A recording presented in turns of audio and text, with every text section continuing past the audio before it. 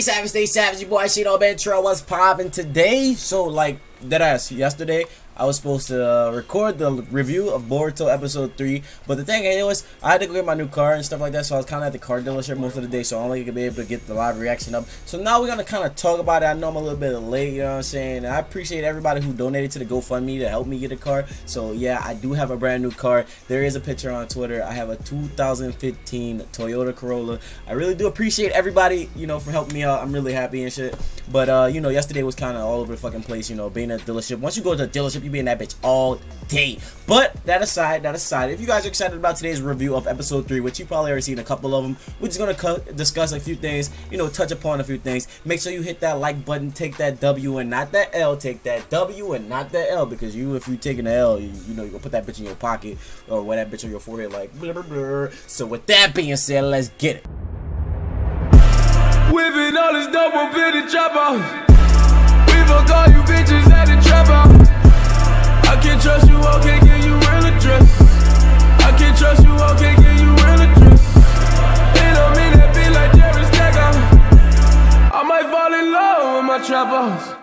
Alright, so let's talk about what happened in yesterday's episode, you know what I'm saying? We actually got some pretty interesting stuff. You know, it's still on more of the childish side because, you know, it's episode 3. I think around episode 6 to maybe 10, that's when things are going to start to shift. Everybody's going to become a genin and, you know, the real ninja action is supposed to happen. So what we saw in the episode of Boruto on Wednesday, which was yesterday, you know, we got to see Metal Lee. But before we got to see Metal Lee, prior to the episode opening up, we got to see this mysterious figure kind of in a shroud, almost as if it's a chimera. Now, everybody's probably like, what the fuck you mean chimera? If you look at his tail, you look at his body shape, you know, he seems like a chimera. You know, chimera does have a portion of a snake on his body, you know, has a lot of different animals collectively put together. So that's kind of what it looks like. And, you know, we all been seeing like little snakes attack everybody who, you know, has these issues and shit like that, kind of like Dinky when Dinky got attacked by the snake, you know, and basically because he felt like he was a failure and he felt like, you know, he wasn't strong enough, so he wanted to prove to his father that he was strong, so he got taken over by this little weird shadow shroud of chakra. So that's basically the initial episode of Boruto. So if you haven't seen that, I'm sorry, you're not supposed to be watching this review.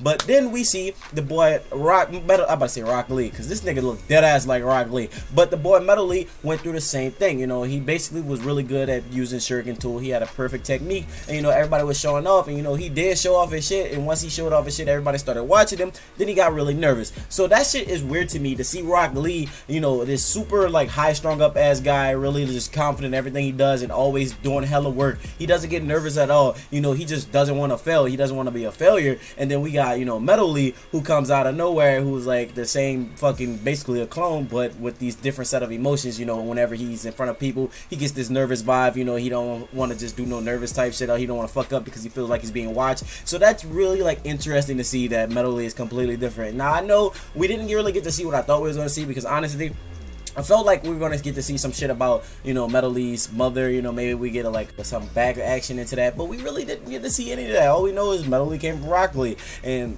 that's kind of fucked up because they dead ass is a carbon copy. You know, Shikadai is kind of a carbon copy of Shikamaru, but it's a little different, you know what I'm saying? But at the same time, you know, Metal Lee, like all you did was put metal in front of his name. These dead ass, you just might as well say Metal Lee.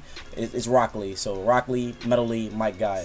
You know, they're trying to go off of elements, stones or some shit. I don't know what the fuck they're doing, but it's pretty interesting. So as the episode go on, you know, they all got into the trouble because, you know, Boruto, I was about to call this nigga Naruto because he reminds me so much. But Boruto comes out with this big ass demon wind shuriken. You know, everybody throwing regular ass kunai and shuriken. Well, not kunai. They throwing regular ass shurikens and shit. This nigga comes out with this big ass demon wind shuriken and just slings that bitch. I'm talking about like for no reason. I thought that was probably the funniest shit I like out of the whole episode. You know, I'm talking about my man Shino almost got slayed by a couple of students because he was like, you know, wait till I move out the way, and they just start humming them bitches. So he used that. He had to use some ninja speed to get the fuck. So that goes to show, like, some of these students really don't put no respect on Shino Sensei's name. Like, and I think he's too lax for a teacher. I know he has his moments when he tried to be strict, but it's still Shino. You know, Shino still lax. He's really like background character. You know, he's really always just chilling and shit like that.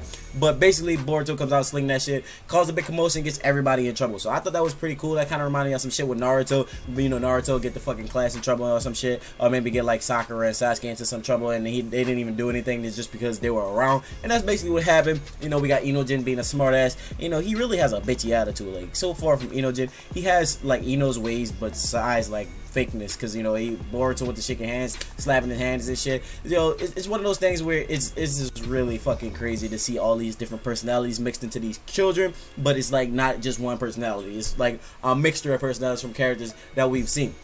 Now, you know, as the show go on in progress, you know, the next day of school, after they call him a complete failure when he's nervous, he's like, you're strong as hell, but when you're nervous, you know, you just fuck up, you always make mistakes, you know. So Metal Lee is seen, and then Shikadai and them kind of go after him, and then Shikadai jumps over the wall. Metal Lee is like enraged. I'm talking about he's possessed by the chakra and shit like that, and this man is really dangerous. So I might make a video talking about Metal Lee and talk about how strong he is, because if you think about how Metal Lee was actually putting in work, he may be better at taijutsu than Iwabi. I know he is a trainee of, I don't know, he's the son of Rock Lee, right? I know a lot of people gonna be like, yo, Shino, how do you not know that's Rock Lee's son? It's one of those things where we never see these niggas together. We don't, it's like, that shit's stupid, you know. We didn't get to like him going back to his family talking about how he's nervous and shit like that. Didn't see him get taken over by the snake. We just seen this nigga pop back up at school, and you know, he was fucking possessed by some evil ass chakra, and then he started trying to kill the fuck out of Shikadai. I'm talking about it was so bad that even when Shikadai put him under shadow possession jutsu, he was able to break free that shit. I'm talking about with just sheer force. That goes to show how strong he is. And it almost looked as though he was opening up one of the inner fucking gates, because if you look at him and you look at the thumbnail to my live reaction, you see this nigga with the inner gate. But let's go back a little bit. We seen Boruto Eye reactivate. So it seems whenever like a chakra like abnormally, I can't talk, I can't fucking speak English, Shino, what are you doing?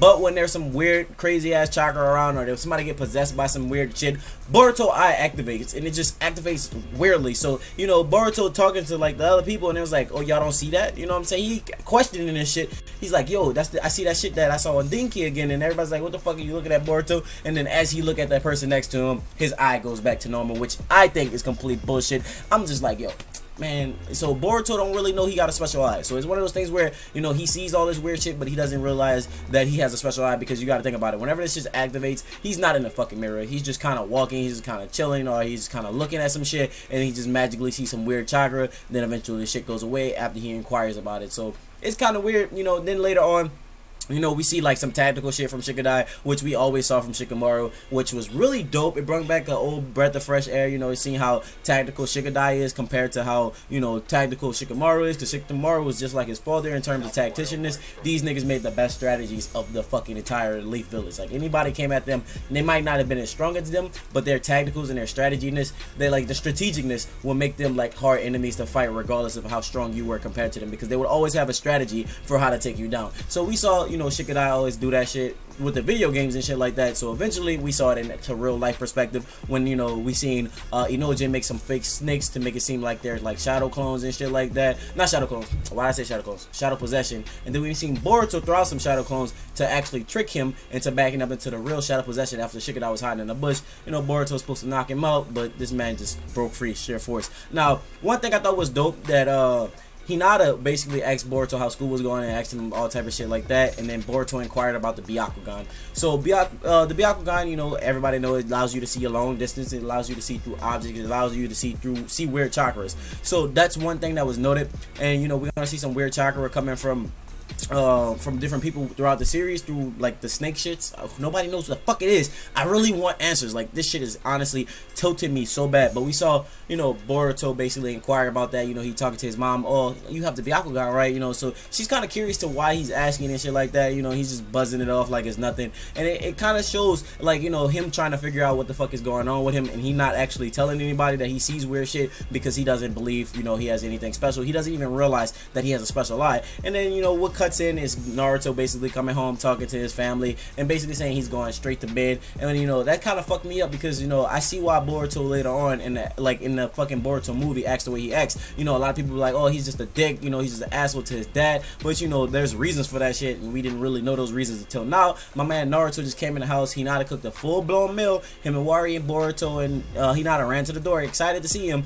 and he was like, oh, I'm tired from all nighter, I'm just going straight to bed. You know, he didn't even interact with the family. I understand you being tired. tired. You know, I didn't pull all-nighters on YouTube. What the fuck is you doing, Naruto? You should have hung out with your family. You should have told them you appreciate him. You should have let them know you loved them or some shit like that. But instead, you went directly to your bedroom. You know, you went straight to sleep. So Boruto comments on that. Boruto talks about how he's upset. You know, talking about how all he does is go to sleep. You know, you're not even gonna eat the food that mom prepared for you. That's kind of fucked up. And I could completely 100% agree with that, because, you know, at the end of the day, you know, this is your family. You gotta make time for your family. I get that you're like the most important person in the Elite Village and you gotta protect everybody, but goddamn, like Naruto and paperwork, that shit don't go together for me. I can see him making Shikamaru do all that shit, you know what I'm saying, or throwing some shadow clones at work and make them do that shit, but it doesn't really, I don't really get it. And the thing to me is, you know, instead of him sending a shadow clone back home during like the whole episode with him and dropping the cake with Himawari, he could have just fucking like sent the shadow clone to do the work and then went to see his actual daughter. He could have sent like 5 shadow clones to the office and did the work, and he would just been at home chilling with his family.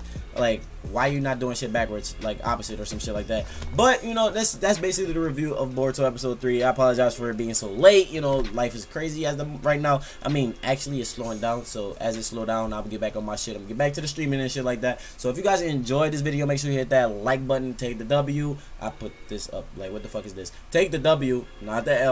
Don't put this in your forehead or in your pocket. So with that being said, my name is Shane Benchero. Stay true and stay real. I hope you guys have a blessed day, and until next time, see you guys later. Bye.